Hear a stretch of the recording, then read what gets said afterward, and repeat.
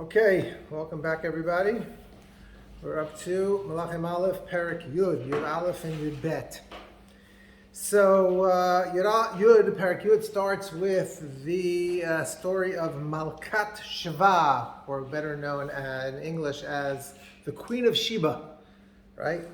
So she hears all these rumors about how wise and how great Shlomo is, so she decides to come and see for herself. And she tests him out, gives him all these questions, doesn't say exactly what she said, but she had all these different questions and all these different riddles, and Shlomo answered everything perfectly. He knew everything, and she is absolutely floored.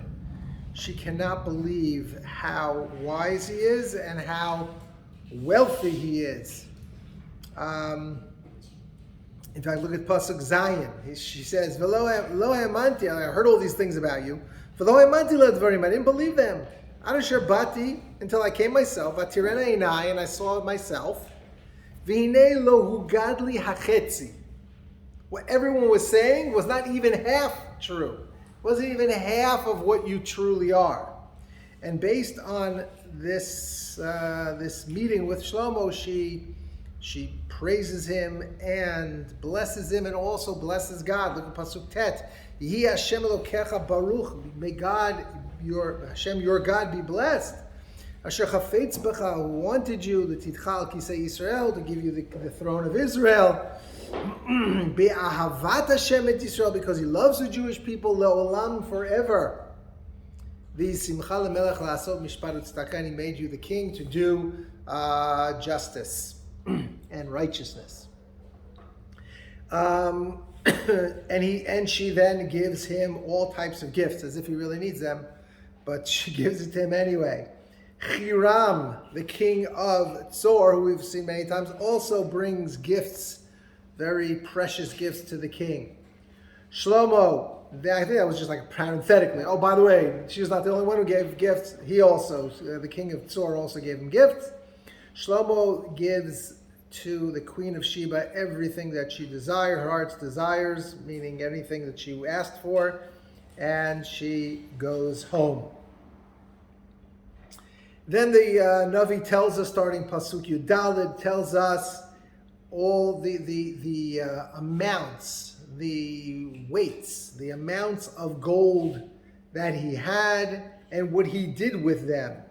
He made all these different kelim with all this gold, and then in Pasuk Yud Chet it talks about his famous throne. Right? Chazal even have a much more elaborate description of it, but this throne was, of course, all gold. It had 6 steps. It had golden lions on both sides going up, and also on the side, on his handle, the handles, where he puts his hand rests, and all this tremendous description. And it also goes on to say all the other types of kelim that Shlomo had that were made from gold. Shlomo is described here as greater than all the kings in the world at the time, and they all gather around him. They all want to ask him questions, and they all come in with gifts. And at the end of the perek, it lists all the amounts, the numbers of chariots that he has, and horses and horse riders. And you get the picture that Shlomo was greater than you can imagine. And unfortunately, that's the end of the good. That's the end of the heyday of the Jewish people. That was it. For like a few years, Shlomo is amazing. He's great. He is appreciated and praised by all the entire world. But then, Perek Yud Aleph, everything starts to go downhill, and unfortunately until the end, all the way to the end of Melachim Bet, when we see the actual destruction of the temple, it's all downhill from there. It doesn't mean there aren't a few times where there were very great kings who tried to stop the downward motion, but it was only temporary, and eventually it led to the destruction of the temple. And what did it all start from? Look at Perek Aleph, Pasuk Aleph. V'hamelech Shlomo ahav nashim nachriot rabot. He loved many foreign women. I guess the Jewish women weren't good enough for him. He wanted foreign women. Ved bat paro, and especially bat paro. She was his favorite wife. And then it goes on and on to describe all these women that he had. Okay, which is bad enough, yes? Didn't he convert them all, though? Yeah, so let's say technically he converted them all. Let's say. Well, Bat Paro, we discussed that way back when it said that he married Bat Paro, a lot of the Mefarshim say he converted her. But they still, as the main problem was not that he had all these foreign women, which is a problem in and of itself. It's certainly a bad problem. But it's that they swayed him to worship Avodah Zarah. That's the ultimate. That's the worst of all sins. It says, Mefurash. Look at Pasuk Dalet. Vahi leid ziknat Shlomo, when in his older days, Nashav he too et levavo. They swayed his heart. Acharei Elohim acherim. Velo haya levavo shalem im Hashem. His heart was no longer whole, perfect with Hashem Elokav, kilevav David Aviv, like his father David. And it even goes to say that he vayas in Pasuk Vav vayas Shlomo hara b'nei Hashem. Like you can't get around it. You can't claim that no, it really wasn't so bad. He did that which was evil in the eyes of Hashem, and he built these bamot, these altars to Avodah Zarah. Okay, so Chazal say that he didn't actually do it, but he allowed his wives to do it. Okay, but either way, it is clear that Hashem's not happy. Hashem gets angry at him. Pasuk Tet, Vayitanaf Hashem b'Shlomo. And Hashem tells Shlomo that I am going to rip the kingship away from you, and I'm going to give it to one of your servants. I'm going to give the kingdom over to one of your servants. But I will not do this during your lifetime, out of honor for your father David. Not because of you, but because of your father David. And however, he does say that one shevet will remain with you. Meaning, basically, there's going to be a split in the kingdom. There's going to be the northern kingdom, the 10 tribes. They're going to go after a certain king who's a slave of Shlomo. And Shlomo's son, he's going to be a king over one of the tribes, which of course is the tribe of Yehuda. Yeah. How old is Shlomo? At this point, it says when he was older. So how old exactly? I don't know. I just think it was after the 20 years. Well, put it this way. I think that there's certainly a Chazal that says he became king when he was 12 years old. Believe it or not. And I'm trying to find here somewhere. I think we're going to get to it today. It says how long he was king. I think it says that he was king for 40 years. If I do, yeah. At the end of this parak, we'll see that he was king over all of Israel for 40 years. That means, I know that's. I mean, I'm older than that. That comes to 52. So I don't know. I don't know if he only lived till that long, or there was a period he wasn't a king. I don't know exactly, but he's considered old. Yeah. Just get it real quick. I was thinking a shevet, like that's not a lot of people, but like that's a lot of people. Like, do you know how many people approximately each shevet was? Like hundreds of thousands? I don't think. Definitely hundreds of thousands. Yeah, for sure. Exactly how many, I don't know. Okay. So, as I said, Hashem says that. Oh, so what happens? So Hashem, so how does he do this? Hashem sets up a Satan, right? Doesn't mean literally the angel Satan, but somebody to cause Shlomo to stumble, to stray. And who is that? Hadad HaAdomi. And it goes through all the background of Hadad. Hadad was one of the Edomites, and he was killed by if I'm not mistaken, by David. David had killed his whole nation out. And now, but he had escaped and he went to Egypt and he married into the family and he became like one of the royal family. But now he decides, I want to go back. I want to leave Egypt and I want to go back to Israel, to Canaan, whatever you want to call it. And I want to fight against the Jews, right? And this was all done. Hashem put this idea in his head because he wanted there to be a Satan against Shlomo. And that's number one. So he was number one. Again, did I say his name before? It was Hadad HaEdomi. And there were others. Look at Pasuk Chav Gimel. Vayakim Elokim lo Satan et Rizon ben Eliada. Asher barach meit Hadadezer melech Tzova. Remember there was a war between David and Hadadezer, and David destroyed him, beat him soundly. But there was somebody in his army named Rizon ben Eliada who ran away. And he now gathers people together to come and fight Shlomo, fight the Jewish people. In other words, when Shlomo was keeping the will of Hashem, there was absolute, total peace in Israel. We all want peace, right? We all want peace with everybody. We want everyone to love us. That's only going to happen when we fulfill the will of Hashem. Hashem can cause there to be peace. We try all these different ways to make peace with our neighbors. It's not going to work if we're not keeping the will of Hashem. And finally, we get to the main character, and that is Yeravam ben Nevat. Okay? Yeravam ben Nevat is a servant of Shlomo, and he's a very good worker, and Shlomo makes him,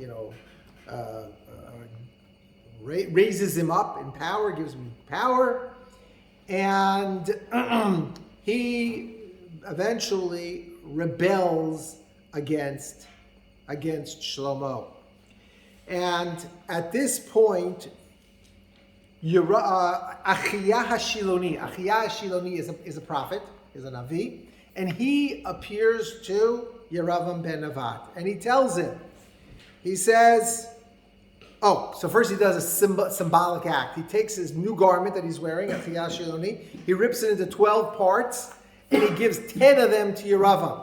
And he says, this is a sign that you're going to become king over 10/12, right? Over the majority of the Jewish people. I'm going to give you kingship. But you should know it's only going to happen after Shlomo dies. I'm not giving this to you until Shlomo dies. And his son, Shlomo's son, you should know, Yeravam, is going to still be king, and he's going to be king over one of the tribes. And then he tells him the following: if you keep the will of Hashem, Hashem will give you a great kingdom. Right? He'll give you a bayit ne'aman, kasher baniti leDavid, v'natati lecha et Yisrael. I'll give you the Jewish people, meaning I will make you the king. It doesn't mean forever, because don't forget, Hashem already promised David that his kingship is going to last forever, and he's the ultimate king, David. But nonetheless, Yeravam could have been a great king in Israel if he just would have listened to the Navi who said, you will be a great king, you'll have great power as long as you keep the will of Hashem. And we know, of course, that that's not what happened. Yeravam ben Nevat is the symbol of evilness. He is the one who started all the, you could say Shlomo, but Shlomo really didn't. Okay, Shlomo did something wrong. Great, we know that. But Yeravam took it to the next level, and all the subsequent kings took it even worse than Yeravam. We're going to see many, many times. It says when a new king came to power, he was just as bad. He continued in the evil ways of Yeravam ben Nevat. Yeravam ben Nevat is the symbol of evilness, but at this point, he is given a prophecy that if you listen to Hashem, everything will be great. Now Shlomo wants to kill Yeravam. But he escapes and he runs off to Egypt. At the very end of the parak of Parak Yud Aleph, it summarizes the life of Shlomo. This is it. This is the end of Shlomo's life. Pasuk Membet. Vayamim Hashem malach Shlomo b'Yerushalayim al kol Yisrael 40 shana, for 40 years. Vayishkav Shlomo im avotav v'yikaver b'ir David aviv vayimloch Rechavam beno tachtav. Who took over? His son Rechavam. Remember that name? There's Rechavam and Yeravam. right? They are the two powers, and that's when the kingdom split into two. Perek Yud Bet. All of the Jewish people, that's what it says, called Israel, obviously besides the tribe of Yehuda, come to Shechem. Oh, I'm sorry.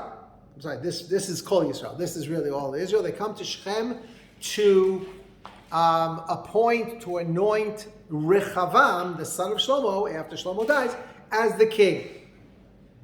Now Yeravam comes with all the people. All the people come to Rechavam, and they complain. They said, your father was a real taskmaster. He really worked us hard. You gotta give us some slack here. You gotta lighten our load. It's time to lighten the load a little bit. And we saw that. Remember, we saw that he conscripted all these people into his service. Shlomo did, right? So they said, it's enough. It's very hard. So Rechavam says to them, come back in 3 days. I'll have an answer for you in 3 days. So first he takes counsel with his elders, with the elders that were around him. I guess he had a council of elders that he would take advice from.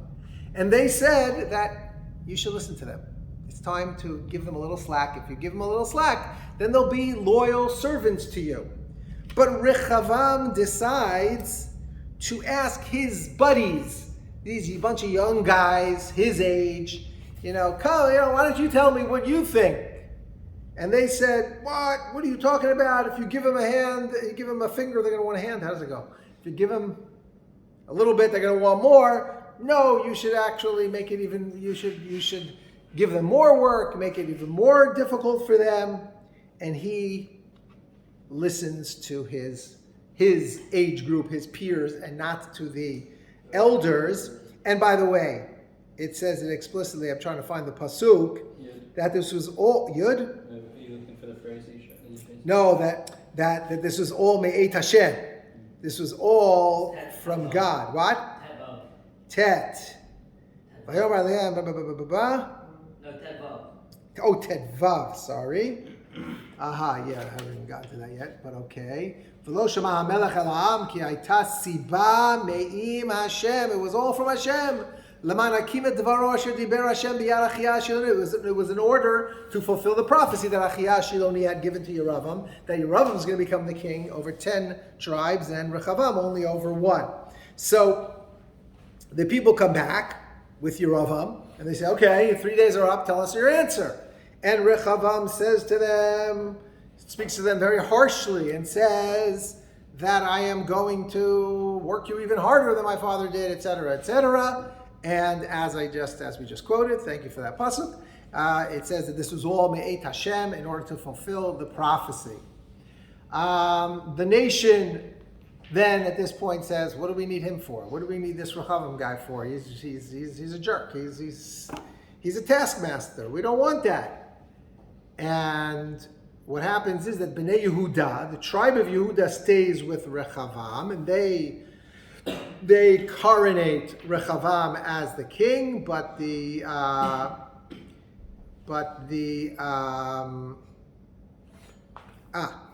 so what happens is that the people, so Rechavam sends a guy named Adoram to collect the taxes, and they stone him when he comes, right? And all of Israel basically rebel against the king, against Rechavam, and they appoint Yeravam as their king. And Rechavam then, again, Rechavam, I know it's very hard, Rechavam, Yeravam, they sound very similar. Rechavam gathers an army together to fight, and he has Yehuda and Binyamin. Now it's not clear how Binyamin came in here. Somehow Binyamin is on the side of Rechavam with Yehuda, so he gathers together Shevet Yehuda and Binyamin to fight with Israel. But Hashem appears to Shemaiah Isha Elokim, which means he's a Navi by the name of Shemaiah, and he tells him to go to Rechavam and tell him, I don't want any war, no civil wars here. Don't fight against them, and for whatever reason, they listen. This time they listen, and civil war is avoided. Yeravam, we're almost finished this parak. Yep. Yeravam builds up Shechem and Penuel as his base, I guess, as his place where he's reigning as king. And Yeravam, and this is where we see Yeravam starts going off the derech, right? Away from the service of Hashem. Yeravam is afraid. So what's going to happen? Okay, so he's in charge. He's the king over 10 tribes. But when they're going to come up L'Aliyah L'Regel 3 times a year to Yerushalayim, so then they're going to feel, feel close to Rechavam and Shevet Yehuda, and it's going to cause problems in Yeravam's kingship. So therefore he decides, I don't want them to go up to Jerusalem. So therefore he made his own spiritual center, and that is in 2 places, in Beit El and in Dan. And what does he do there? He makes 2 golden calves. 2 golden calves. One he places in Beit El, one in Dan, and basically that becomes the temple, the new temple that his people, his tribes are going to go to, and they build all these altars, and he appoints Kohanim with quotation marks, meaning he takes people who are not even from Shevet Levi, and he appoints them as the priests over these temples, and he makes a special holiday. We know that there's the holiday of Sukkot on Tet Vav B'Tishrei. He decides that he's going to have a different holiday on Tet Vav of Cheshvan, of Mar Cheshvan, right? And look at we'll just finish the parak by reading the Psukim. Lamed Bet and Lamed Gimel. Vayas Yeravam Chag b'Chodesh Hashmini. That's Mar Cheshvan. B'Chamisha Asar Yom HaChodesh. Kechag, just like the Chag. Chag means Sukkot. Asher b'Yehuda. Vayal al Mizbeach. And they brought offerings up on the Mizbeach. Ken asa b'Beit El. And they did this in Beit El. Zabeach la'agalim, to bring sacrifices to these golden calves. Asher asa ve'emid b'Beit El et kohanei habamot asher asa vayal al mizbeach asher asa b'Beit El b'chamisha asar yom b'chodesh hashmini b'chodesh asher badam yilibo. This month that he just made up from his heart, meaning he just made up this date. I'm going to make a different date so that Jews don't go to Yerushalayim on Sukkot. They'll go to my places, to my temples on a month later. Vayas chag livnei Yisrael vayal al mizbeach lahaktir. So this is, again, as I said, this is the beginning of this is the downfall of Am Yisrael, the splitting of the kingdoms, and it's very sad. It's really very sad. We were almost there. We were almost at, Shlomo could have been the Mashiach. It could have been the end of everything. It could have been perfect, utopia forever and ever. We have to go back to the ways of Hashem. That's the only way we can succeed. Shkoyach. Tomorrow we will continue.